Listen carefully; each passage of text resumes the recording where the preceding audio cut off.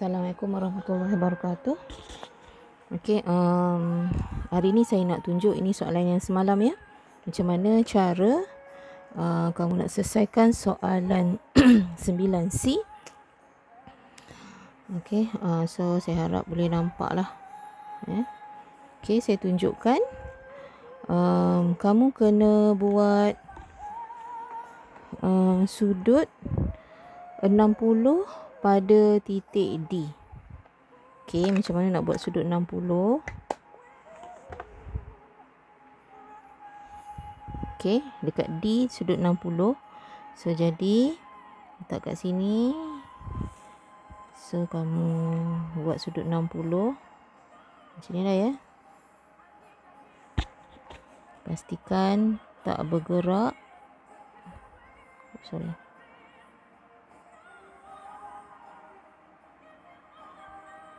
Okey. Kemudian kamu gariskan. Daripada sini lah ya. Okey. Sekejap ya.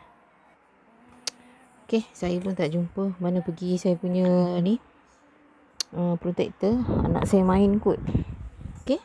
So, kita dah dapat sudut 60 dekat sini. Saya harap ni betul lah ya. 60 darjah. Kemudian kamu kena bina 90 dekat sini. So untuk bina 90 dekat sini, saya gunakan juga basic sudut 60. Okey. Basicnya saya gunakan sudut 60. Tapi saya nak buat 120 darjah. 1, 2.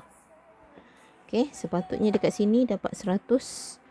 Ya, sini daripada sini ke sini 120 darjah. Ya, sebab ini 60, ini lagi 60. Saya kata 60 yang kedua. Ini 60 yang pertama, ini 60 yang kedua. 60 yang kedua ni kamu bisector. Okey. So yang ini kamu bahagi lagi 2. Lampu saya dah tak terang. Okey. So, garis. Jadi, memang patutnya kamu dapat 90 darjah dekat sini. Okey. So, bermaksud ini ialah titik C. Okey. So, untuk soalan 21 tu,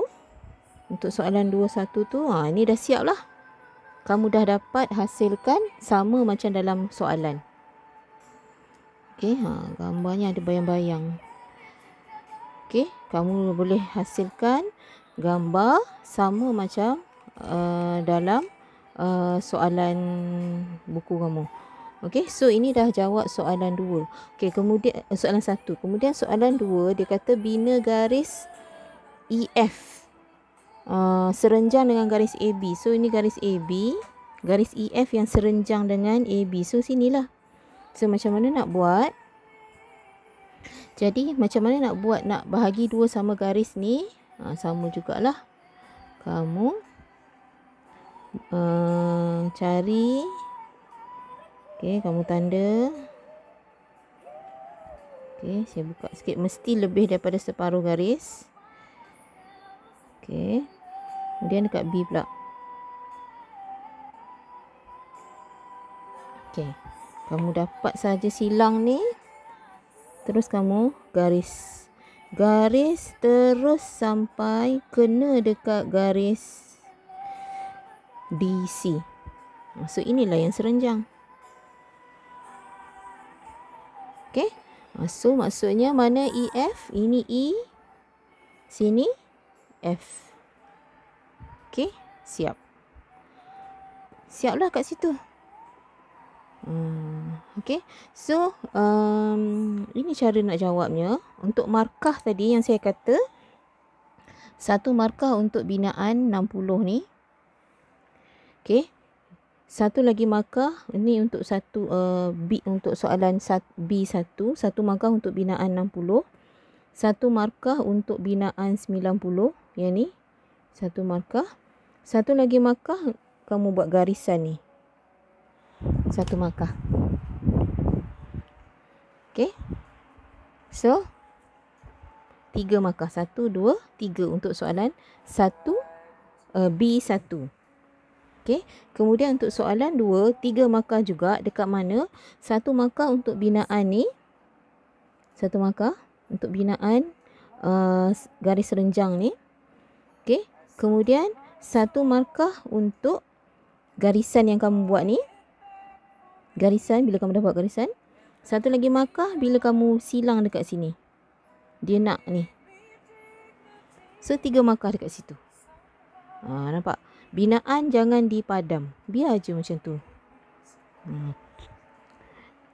Yang saya kata semalam, bila ada persilangan ini, dekat sinilah yang kamu akan buatkan garisan ataupun yang inilah macam ni. Bila bersilang sini baru kamu boleh dapat sudut 60.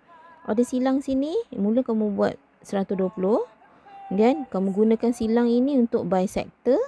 Setiap persilangan ni ada guna dia. Tu sebab mesti kena ada persilangan. Kalau tak ada, tu sebab saya kata bila saya tengok, saya boleh tahu kamu lakar. Macam kamu melakar, bukannya daripada ini. Sebab macam kamu freehand je macam ni. Sebab saya boleh nampak macam tu. Okey, kalau guna ini kita boleh nampak curve dia tu lain. Okey, so untuk soalan ni saya harap kamu boleh lah ya. Kamu boleh buat macam ni lah. So markah penuh dekat sini 6 markah. Okey. Jadi untuk soalan ni saya kata senang. Kamu bina je. Okey, so tengok yang seterusnya. Okey, seterusnya saya tunjukkan macam mana kamu nak selesaikan soalan kebat ni. Okey, yang dia dah bagi X tambah Y sama dengan 142. Cari nilai bagi X, Y dan Z. Okey, so yang dibagi inilah. Yang dia dah bagi X tambah Y sama dengan 142. So dia suruh cari X berapa, Y berapa, Z berapa. Okey, so soalannya yang inilah. Dia dah bagi dah 1. So macam mana cara nak selesaikan? Macam saya kata, gunakan persamaan serentak. Okey, daripada ni apa lagi persamaan serentak yang kamu boleh wujudkan? Okey, daripada soalan ni kena wujudkan salah satulah. Satu lagi persamaan serentak. Sebab untuk soalan ni persamaan serentak dia kena ada 2 persamaan. Okey. So maksudnya tadi X tambah Y 142 darjah. Apa lagi yang boleh kamu wujudkan satu lagi persamaan? Itu kamu kena fikirkanlah. Jadi apa dia? Okey, ini ialah segitiga. So ini ialah sama panjang. So ini ialah segitiga sama kaki. So apa yang kamu tahu lagi? Okey, kalau sini X maksudnya sini apa? Sini pun X jugalah. So, jadi apa persamaan yang boleh kamu buat? Satu lagi persamaan ialah 2X tambah Y sama dengan 180 darjah. So, ini ialah persamaan yang kedua. Okey. So, kamu nak gunakan kaedah apa? Apa-apa pun boleh. Kaedah penggantian boleh. Kaedah penghapusan pun boleh. Mana-mana pun boleh kamu gunakan. Okey. So, terpulanglah pada kamu. Kalau nak buat penghapusan, kamu boleh hapuskan yang inilah. Ini. Maksudnya kamu tolak. Katalah tolak. Kita tolak lah. Okey, katalah 1 tolak 2. Persamaan 1 tolak persamaan 2. Jadi X tolak 2X negatif X. Betul? X tolak 1 tolak 2. Jadi negatif 1 lah. Y tolak Y. Habis 142 tolak berapa? 142 tolak dengan 180. Okey. Jadi 142 tolak 180 kamu akan dapat 38. Jadi X sama dengan 38. Dan gantikan X dalam satu lah, senang. So, X tambah Y sama dengan 142. Jadi, 38 tambah Y sama dengan 142. Jadi, Y sama dengan 142 tolak 38. Y berapa? Y kamu akan dapat 104 darjah. Okey. Dah dapat Y. Macam nak cari Z pula? Z, kalau kamu tengok soalan,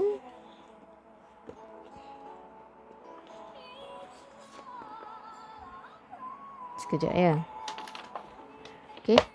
Z, kalau kamu tengok soalan ni. So, kalau sini X, sini pun X lah. Sudut bertentang bucu. Jadi, nak cari Z. Z sama dengan 180 tolak X lah. Tolak X, jadi X tadi berapa? 38. So, Z kamu dapat 142. Okey? So, inilah cara dia. Okey? So, saya harap semua dapatlah yang ni. Dapat selesaikan soalan ini.